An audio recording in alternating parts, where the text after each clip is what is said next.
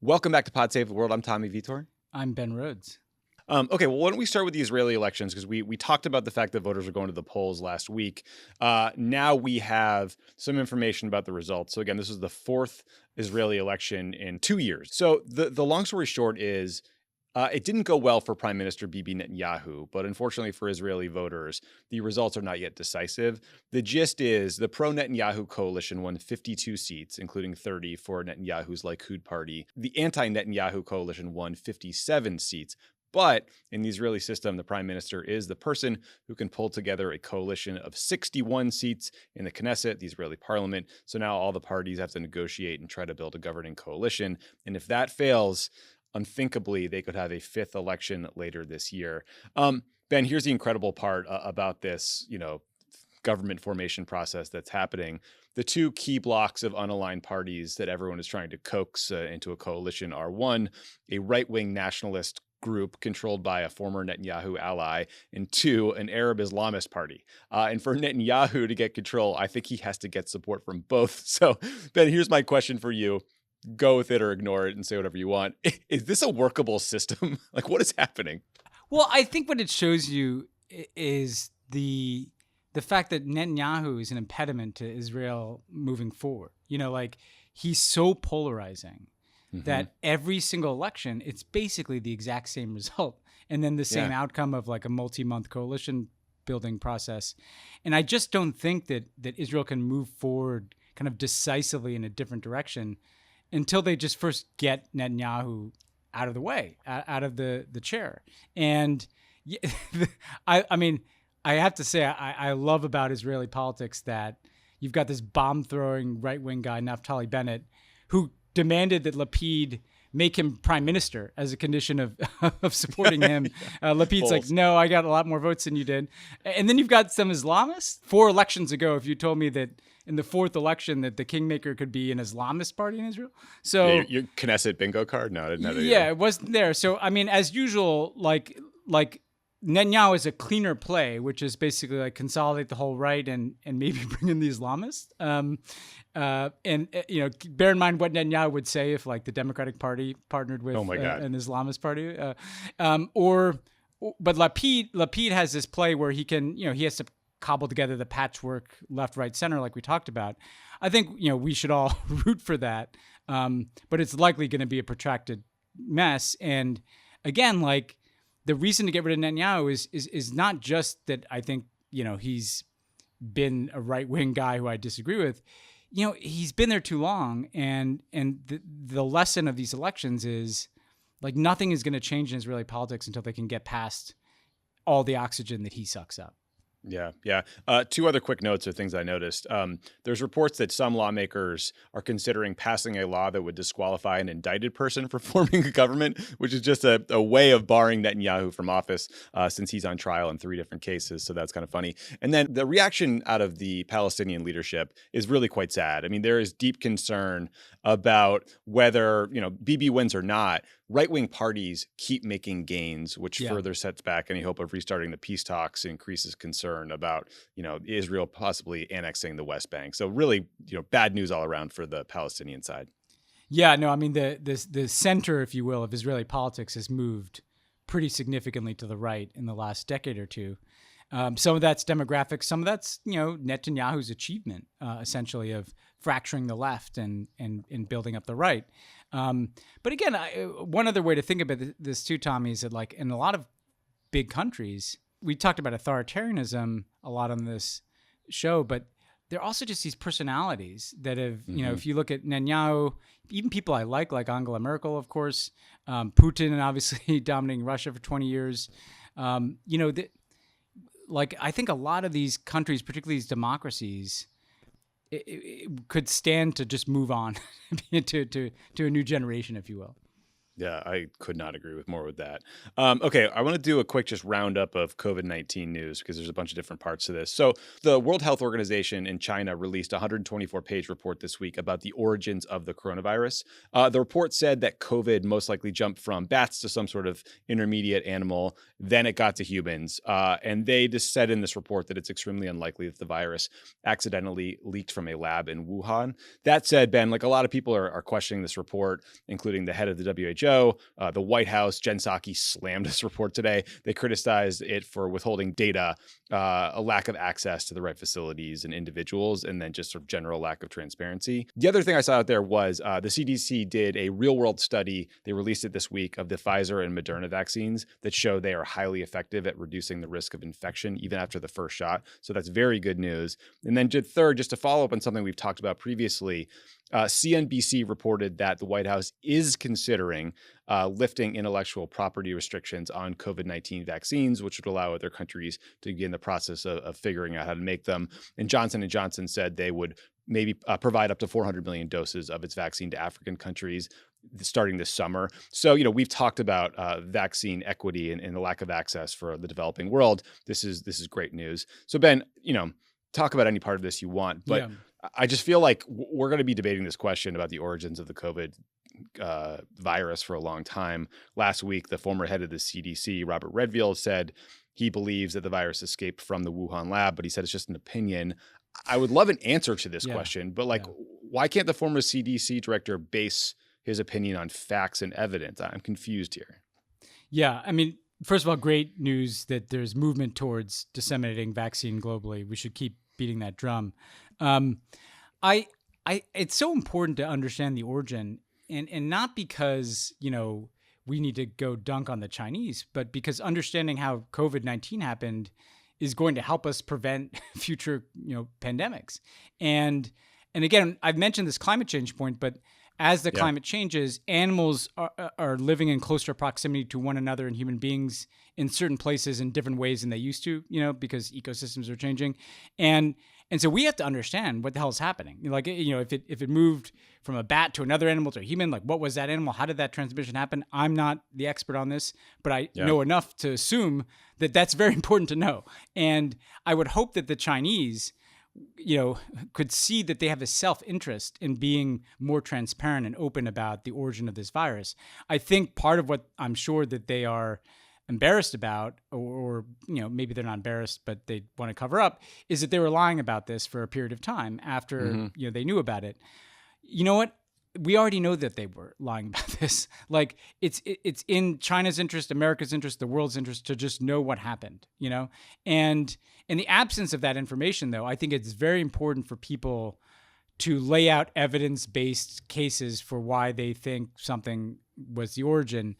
I don't think just theorizing about what happened in some lab that we don't have access to is that helpful to this. And it seems more designed to kind of just gin up the anti-China fervor that has swept Washington.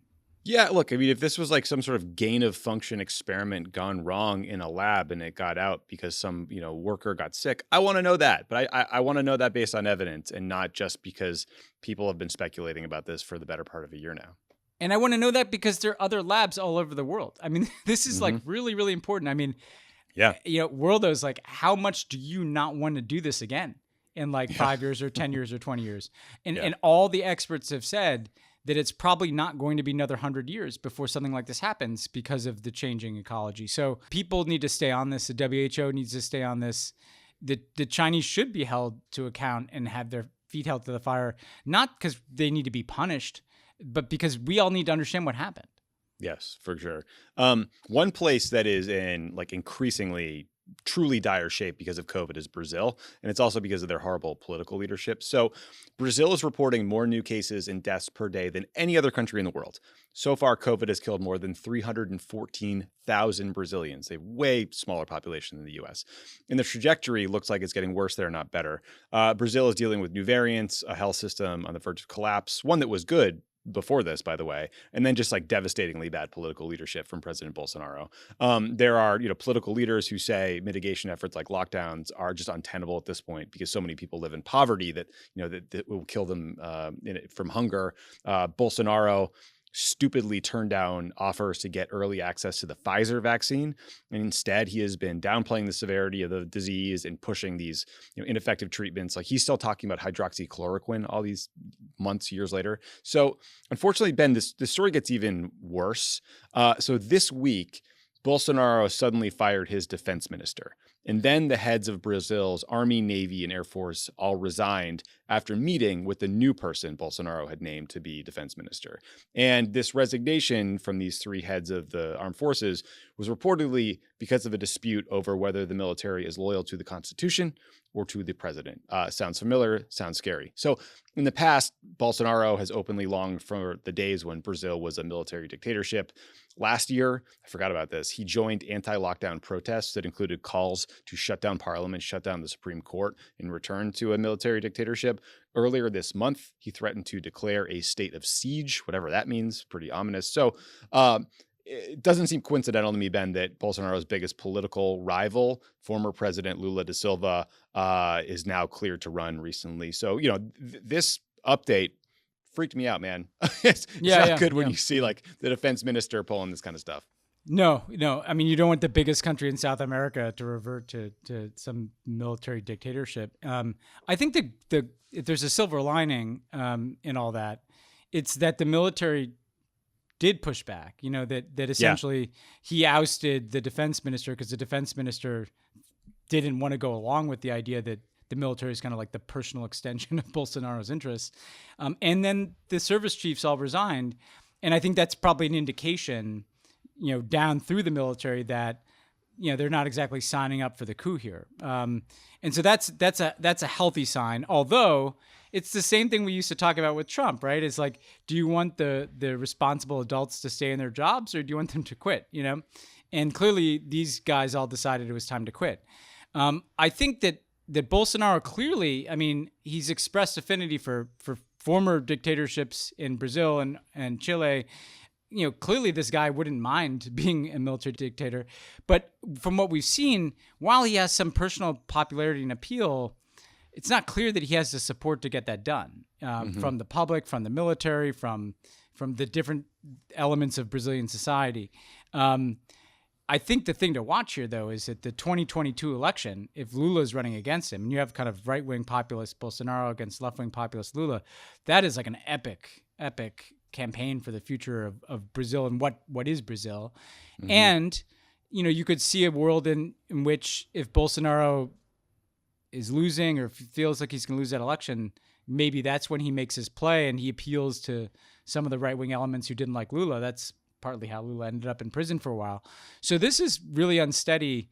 And people, this is a country of 200 million people, and biggest country in South America, hugely important to the economy of this hemisphere, to efforts to fight climate change, in addition to just being a place that we would like to see embrace democratic values. So this definitely bears watching. Yeah, one to watch for sure. Okay, let's turn to the Suez Canal because at long last it is unstuck. So everyone has probably seen this story by now. A 1,300-foot cargo ship transporting 20,000 containers called the Ever Given had blocked the Suez Canal for 6 whole days. It upended the global supply chains. It gave birth to a million mostly terrible Twitter jokes.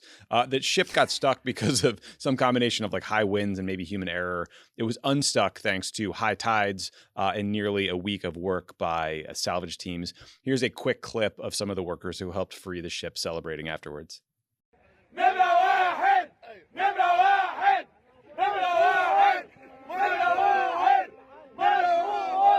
They sound pretty amped. Ben, here's a good example of how important the Suez Canal is to global trade. Oil prices dropped 2.5% when the news broke that the ship had been unstuck. The New York Times reported that some analysts estimate the Suez blockage was holding up to $10 billion with a B dollars of trade per day and up to 15% of the world's shipping capacity. It's going to take days to clear the backlog of ships that have been waiting to get through the Suez as they unstuck this thing. But, at the end of the day, I think it's not about the cargo's destination, but, the memes we made along the way. So all good news here, I guess. The memes were not all good news.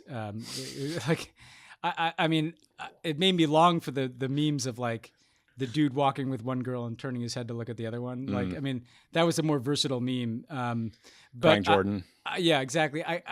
I felt very like, who's the driver? You know, I felt like, imagine Tough being day. that guy. What it does make you realize is the Suez is so central to trade. And look, this came up when we would talk about like cutting off Egypt from military assistance, and that somehow, you know, that Egypt was going to mess with the Suez. But I think part of what you see in this case is that like Egypt needs that traffic too. Like they have a self-interest in running the commerce that goes through the Suez. So yeah, all's well that ends well. But maybe a reminder to double check those key through lines in global shipping, because it's interesting how huge a hit to global trade that kind of delay, you know, inflicted on a lot of places. Yeah, the Suez Canal, the Panama Canal. Suddenly you realize that global supply chains can be a little perilous. It's actually interesting to go back and read how hot a topic the Panama Canal was in the political discourse in the 70s, and I guess probably the 80s. Reagan was attacking Ford and accusing him of wanting to give back the Panama Canal. So it's been a dicey issue. I noticed that there were some reports that Egyptian press had published that the boat had been unstuck before it had actually been unstuck, because I guess Sisi is so paranoid about his reputation in the country that, you know, that's sort of like the bizarre, you know, propaganda world they all live in now, where they want to, you know, just control information. I mean, it makes you realize that it's not helpful to have people who regularly lie supplying information about things that are essential to global trade. So again, another reason why it's not helpful to have like a brutal dictator like Sisi in charge. The politics of the Panama Canal are really interesting, and you know, Carter's decision to do that, you know, I think it should be viewed as a really courageous move that he took. That was the right thing and proved to be the right thing.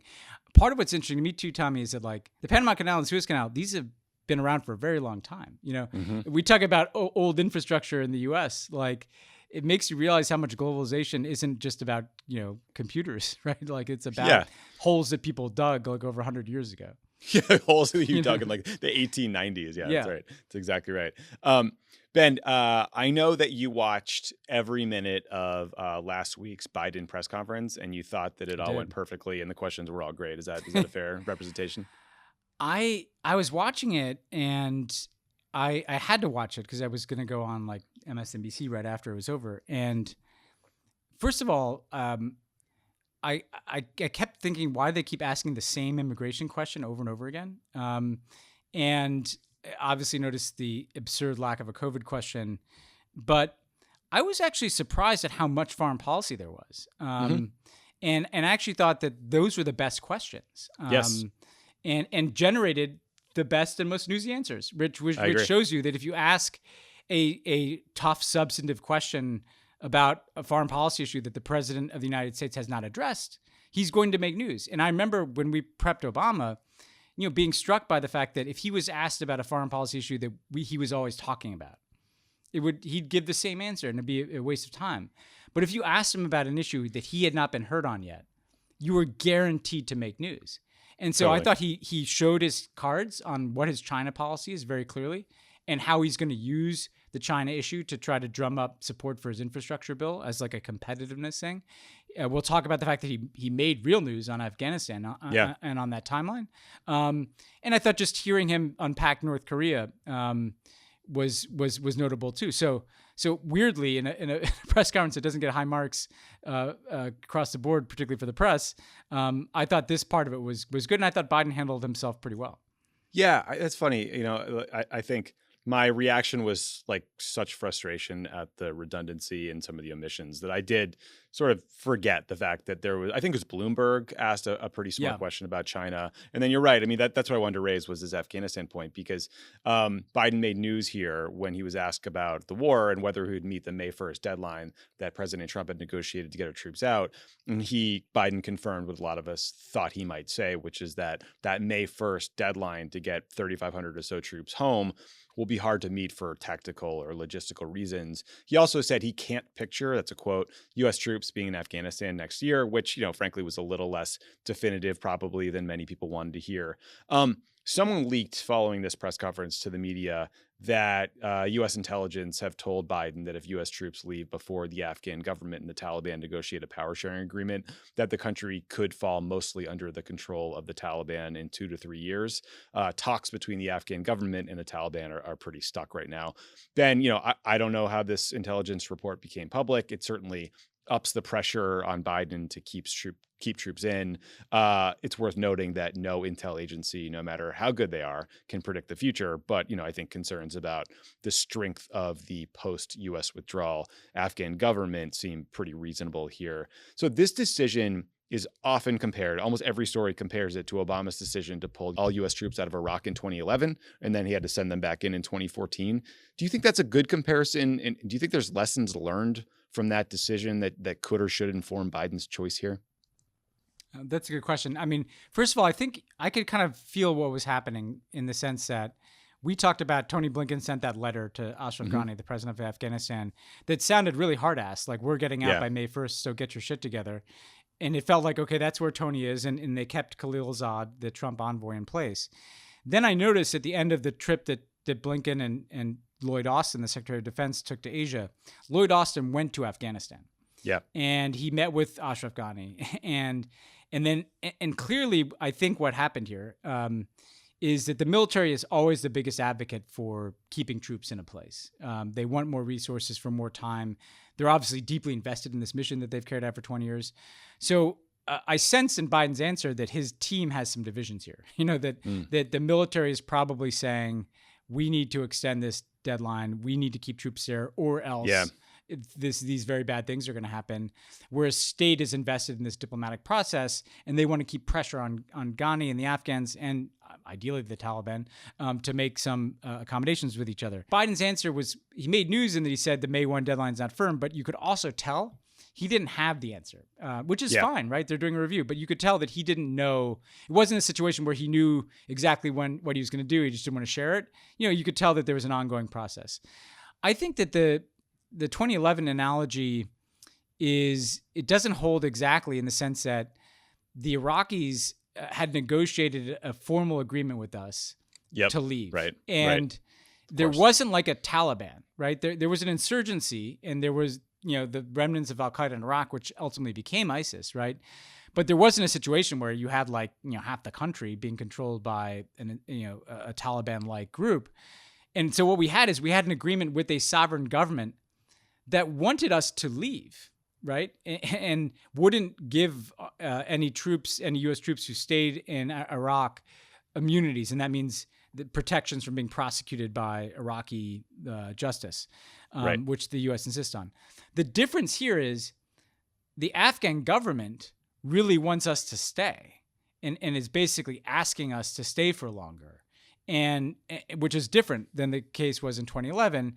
And you have like a much more robust insurgency that theoretically there is some danger that they could just take over the whole country within a couple of years, in a way that even ISIS, wasn't going to do when it reached its peak.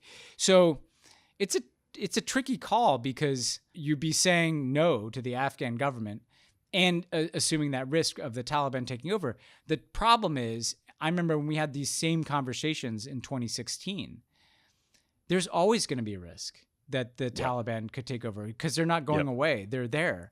And so basically at some point, a president, whether it was Obama or Trump, Biden, or the next president, is going to have to determine they're willing to take that risk. Otherwise, that 2 to 3 year warning is a recipe to stay there forever, because that's always going to be, you're not going to change that in 6 months or a year of having like 5,000 to 10,000 U.S. troops there. That's not going to change that assessment.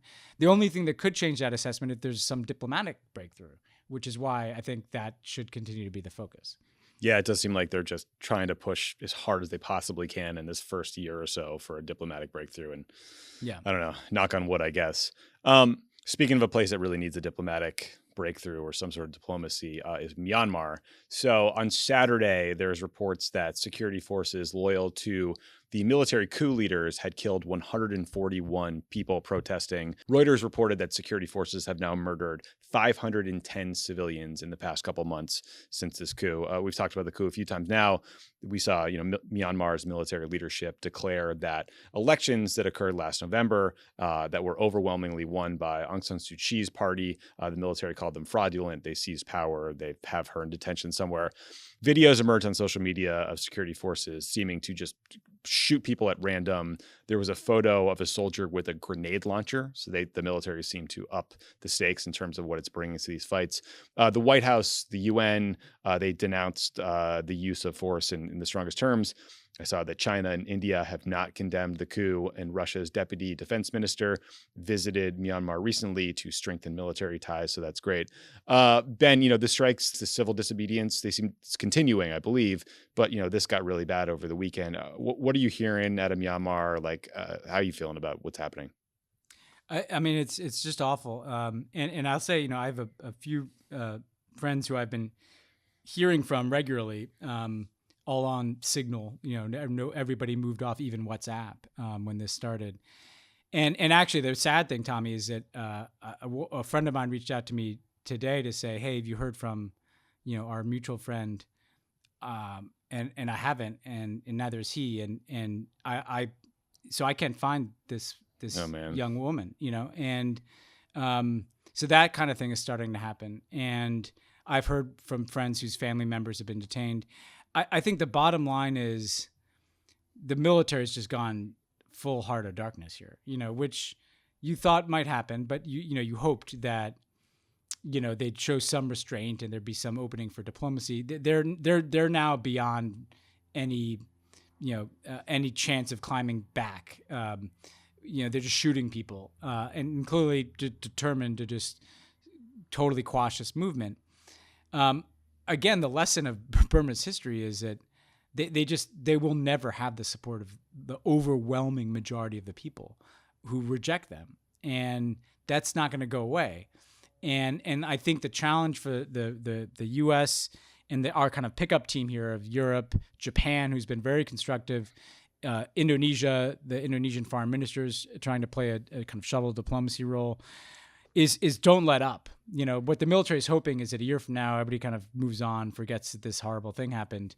No, there have to be, sanctions on the military, international justice for the military, support, whatever humanitarian support we can provide directly to people. There are going to be refugee flows that are going to have to be dealt with. But I think the Biden administration and all of our like-minded partners need to just keep the attention on this. And make life as difficult as possible for the military, knowing that this is a military that enjoys like very little support in the country. So it's a very fragile dictatorship. It's not, even in Egypt and Syria, in Syria you had a sectarian dynamic, right, where you had a whole group of people, the Alawites invested in the Assad regime. Well, not all of them. Obviously, I don't want to suggest that there aren't some who are horrified by that. But you had kind of structural support for Assad. In Egypt, you had people who feared the Islamist government and supported Sisi. There's not popular support in Burma for the military. So I don't. They're just not as strong as they want to present themselves. But my heart goes out to the people there and the people I know there who've taken huge risks in staying there. They could have left the country and they stayed. And they said to me they knew the risks that they were taking. And tragically, they killed small kids, Tommy. I mean, this was just this is the most horrifying scene like this that we've seen in a while. It recalled kind of Syria. Yeah, it felt like Syria. Egypt, Rabah Square in Egypt, those types of things. How gross that the Chinese and the Russians just, they don't even pretend to give a shit, Yeah. And I saw that the Thai government was refusing to allow, refugees to cross over the border into their territory. And it's just, it could not look more ugly. So when you look at the assortment of, countries, what's so disappointing is in the past, the Thai government would usually be helpful, but they had a military coup in Thailand too. And so you look around and, normally, 10 years ago, we would have been working with the Thais and, the Indonesians and the Indians. But now you've got, Modi, a bit of a strongman there, of course, and then a military dictatorship essentially in Thailand. It's not great. And I don't often respond to tweets on the podcast, but I said something along the lines of on Twitter about like in the long run, ultimately the young people in this movement will prevail. And somebody tweeted back at me with I think pretty good reason, like, hey, you say this a lot, but like Belarus, Burma, like it doesn't seem like that's what's happening. And I want to underscore, like, when I say ultimately, this could be 10 years, tragically. I hope not. Same thing in Belarus, right? But the thing is it, ultimately, these are kind of rotted, corrupt regimes that resort to this kind of tactic because they can't hold power through any other popular legitimacy. And I have to believe that ultimately that catches up to some, not all of these regimes. And hopefully Burma is one of them. And again, 14 Republicans voted against condemning this military coup for some reason in Congress because they are just bafflingly terrible people. Ben, this headline caught my eye today. Earlier today on Tuesday, China's version of NASA announced that China and Russia have agreed to build a joint research station on the moon. They didn't give a date for when it will be done. They did say it will be open to all interested parties, countries and partners. I'm sure that's true. So in 2019, China became the first country to land an unmanned spacecraft on the dark side of the moon. I guess that's who Roger Waters was talking about all those years ago. But Ben, this literally sounds like Mike Pompeo and Tom Cotton's worst nightmare, like fever dream. How many billions of dollars do you think they will advocate we spend over the next decade or so building some sort of missile system that can blow up a dark side of the moon base that will probably never exist? I mean, at least we've got the season 2 of the Steve Carell Netflix series on the Space Force. We know what. Yeah, we got Space Force. Right? We're gonna go fight over the moon. I mean, look, I dig space exploration. I got emotional watching the Mars rover land, but if the Chinese and Russians want to pour tens of billions of dollars into like digging a hole in the moon, like have at it, guys. Like I'm not going to be stressed about that. And even if the Rocky IV red-blooded jingoistic American in me is like, well, we're on Mars, guys. So, we're a little bit ahead of you. We'll see you guys on Jupiter's moons, Yeah, I'm more of a Cosmos guy. I like the unmilitarized version of space a little bit more. It's more I like appealing this. to me. Well, no, that's a serious point. Like, space. Come on, we have to. Can't we just go explore and learn if there was life on Mars and what can we learn from the soil there and stuff? Like, let's not have like some flexing contest for the next 50 years over the moon. I mean, granted, I know America's, it's glass house as usual. I know that we did that whole thing and planted the flag on the moon, but like, like there was a scientific like feeling to that process, even though I'm sure there were lots of military uses of all the technology we developed. I'd like to see space, I mean, in all seriousness, like in an ideal world, you'd be having the types of conversations that led to the International Space Station about how do we cooperate in space and how does it build cooperation between nations and share certain technologies. That's what we should be aiming for, even if I realize that's not going to happen with Russia and China today. Yeah, I mean, look, obviously the sort of history of the space race was Cold War era competition. But yeah, ideally we'd be leading missions to other planets that, maybe have died off because of greenhouse gases, and we could figure out how to prevent that from happening here. That'd be a great thing to cooperate on, preservation of our own planet. And by the way, if the hostile aliens come, I mean, you don't have to see too many of those movies to know that they're not going to distinguish between Russians and Chinese and Americans. So we might as well work together now with our space forces to repel the alien invasion eventually. COVID has me more convinced than ever before that if the aliens come, we'll kill each other before they have a chance because we are just that fucking stupid. Yeah. Ben, let's talk about the Netherlands for a bit because, a Worldo flagged this article for us on Twitter. So thank you for that. But, look, we talked many times about how over the past decade or so, right-wing populist parties have been ascendant in Europe. That trend got a bit of a kick in the teeth in a recent Dutch election when a new party called Volt won 3 seats in the Dutch parliament. The Volt party describes itself as a movement and party for the whole of Europe. It's the first pan-European party. It's pro-European Parliament. It's pragmatic, progressive. There's 390 elected representatives from the Volt Party in Europe. A lot of them are in Italy and Germany. A lot of them are like local parties. They hold a seat in the European Parliament, and they have candidates running in a bunch of upcoming elections. So Ben, I don't know, this could be a one-off, but I thought it was sort of a hopeful and interesting data point that could suggest that there may be a backlash to the populist nativist backlash that we saw in the wake of the financial crisis. So worth flagging. Yeah, I've actually talked to some of these young people who helped set up this party. I guess they recognized a globalist fellow traveler. Yeah, they know they know their own. It's basically that point you made that there's young people that are very, they identify as Italian, but also as European. They like the idea that Europe is integrated and, is this kind of mix of different cultures, and they're repulsed by the kind of anti-European populism. And so increasingly you're seeing this in different countries, young people like in their 20s organizing politically and starting new parties and political movements. I think often if you look at these parties, they're usually like women in particular driving this train, which is also a great trend. And I think you're right. I think it's a backlash to the backlash, that enough people took the measure of Brexit and people like Salvini in Italy and Orban, who we've obviously talked about a lot, and are like, this is not me. Like I'm not interested in these culture wars, and I'm not interested in, throwing up walls and trying to turn back the clock. And so I think this is a real positive trend to watch if you're looking for good news stories. And it doesn't mean that everybody has to be totally pan-European, but it does mean that young people standing up for the values that Europe is supposed to stand for and standing up against this kind of populism, I think is going to lead to much healthier politics in these places. And it also shows that young people aren't seeing homes in some of these traditional kind of center-left parties. They're looking to green parties in some countries, or looking to pan-European parties like this one and others. So it's an interesting regeneration happening in kind of the European center-left and left. Yeah, the New York Times had a great analysis piece on this. I think it was by Thomas Erdbrink, who used to be the New York Times Tehran bureau chief. Very interesting guy and reporter.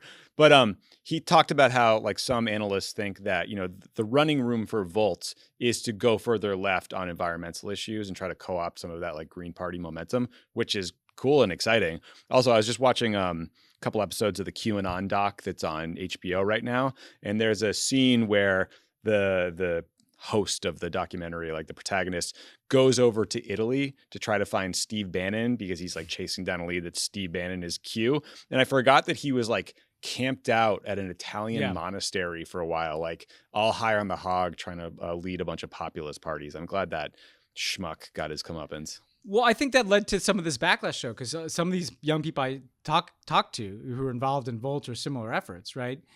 They noticed Bannon traveling around Europe and trying to create this solidarity among creepy far-right parties and anti-immigrant movements. And it made them think, well, we need to cooperate too. We need to cooperate across borders. I was surprised as an American, because I think of Europe as, yes, many countries, but also as the European Union. I was surprised at how little cooperation there was between political parties on the left in different European countries.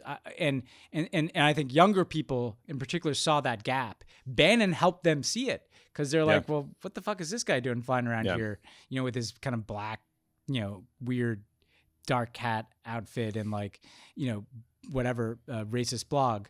And so I think, this is a good lesson in learning from your opposition. They saw the coordination that was happening on the right and said, okay, we have to do the same on the left. We have to have movements that go across borders. We have to, I've talked to some parties that like learn from a party in Hungary, right? How do we canvass? How do we set up a field organization program, right? So nuts and bolts of campaigning, or learning from successful movements in Switzerland about how to use social media and other places to fight back against disinformation, right? So the more of that sharing that can go on, the better it's going to be. In the same way that in this country, there's things to learn. What do Democrats do in Georgia? I hope that, that the Democrats in North Carolina are studying that. The same thing has to happen in Europe. Yes, 100%. Steal the Stacey Abrams playbook, bring it to the Netherlands. Let's talk about Bolivia for a minute, because on Saturday, March 27th, so a couple days ago, Secretary of State Tony Blinken tweeted the following. Quote, "We are deeply concerned about growing signs of anti-democratic behavior and politicization of the legal system in Bolivia. The Bolivian government should release detained former officials pending an independent and transparent inquiry into human rights and due process concerns." End of tweet. I imagine the casual consumer of State Department statements would think that sounds kind of banal and sort of standard for them. But this tweet prompted an extremely angry reaction from some on the left, sort of like the socialist left.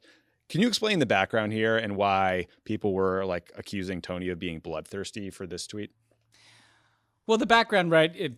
We talked about the Bolivia situation, but you had this right-wing coup essentially after Evo Morales, ran for re-election, and there were allegations of fraud, and basically the Bolivian right and elements of the military kind of used that as an excuse to get the guy out of the country and take power.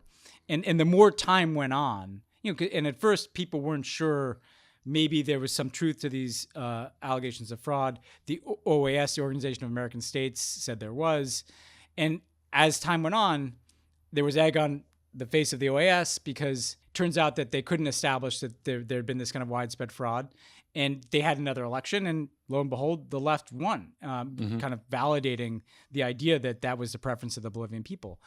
I think that what really angers people on the left is when there was a right-wing coup, American observers were pretty cautious in calling it that.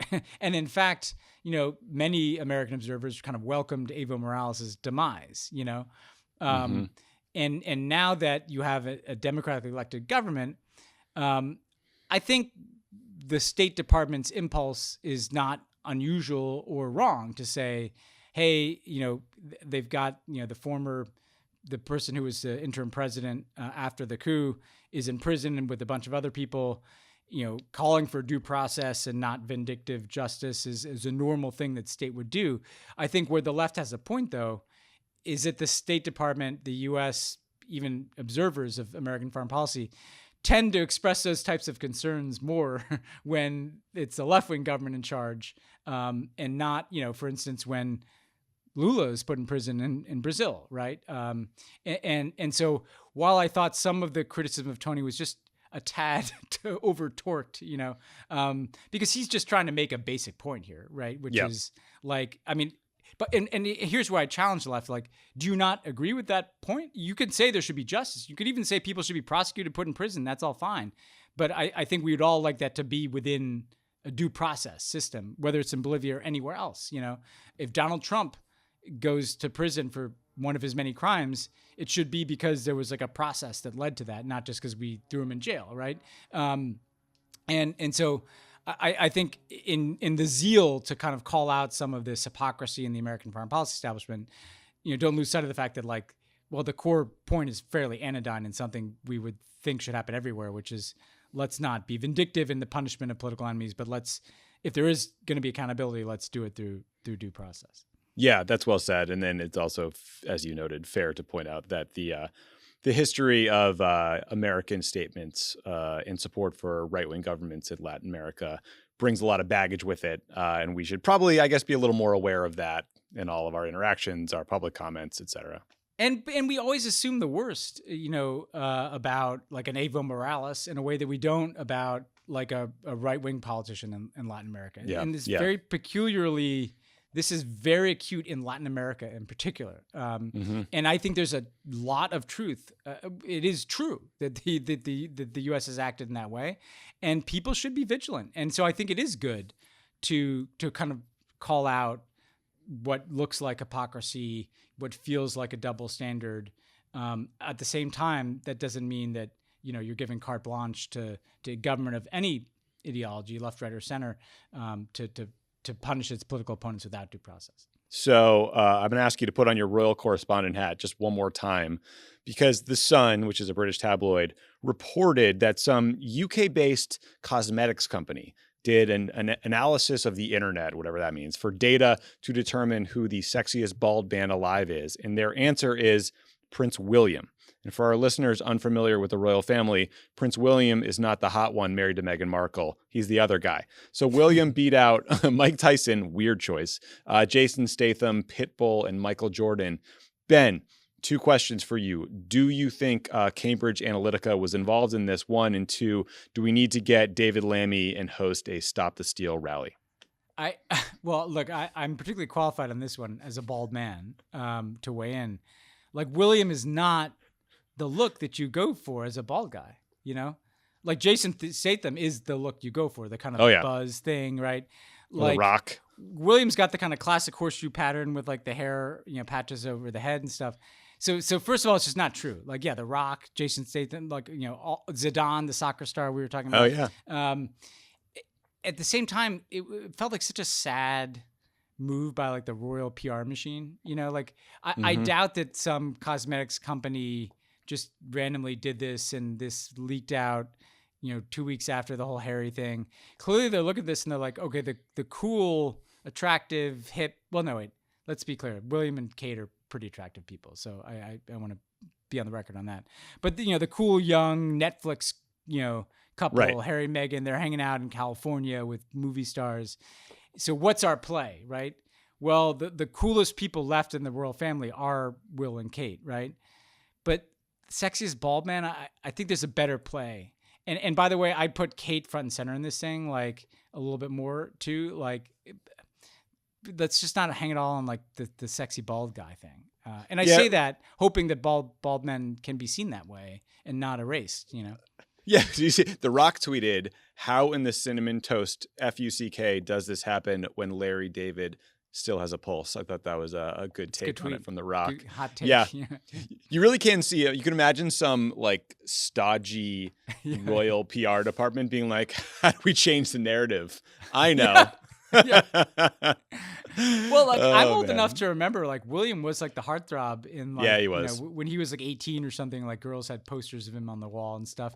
But as much as I remember fondly those days, they were a while ago, Yeah, listen, I think all that went out the window when Harry ripped off his microphone and sprinted to a helicopter in Afghanistan and took off during a live interview. That was a pretty badass moment. Okay. That's it for now. That's all our royal news. Thanks to your new bookcase for looking damn good. Great internet too. I had great internet, Tommy. I upgraded. I got the 5G. Got the Huawei special. No, we're not Huawei here. Don't worry, guys. I'm at the office right now because our internet just drops constantly. I've had 4 service people to my house. Spectrum sucks. Nothing can fix it. Although when I tweeted about it, it made me think it might just be a regional internet problem for LA because people are like, "Oh yeah, mine drops like 2 or 3 times a day," and there's nothing I can do about it. I've never wanted to be in an office as badly as I've wanted to be in an office the last few months. Soon. Things are getting better. If we all just wear masks, get jabbed, we'll get there. Yeah. But until then, we'll talk to you guys soon. Talk soon.